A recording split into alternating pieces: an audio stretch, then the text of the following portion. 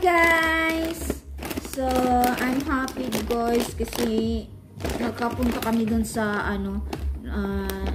sa Blacktown, Sydney. So may nadaanan kami dun sa Filipino store. So, ito yung nabili ko. Ay, ang sarap nito. Martis cracker. Dalawa yung binili ko. Kasi masarap to. Lagyan mo ng suka. Guy, sarap nito.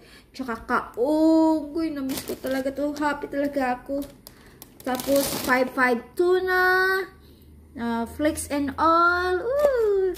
Tapos, Argentina sausage. Like. And then, Moby. Tapos, ang kape. Greatest white. Oh, di ba?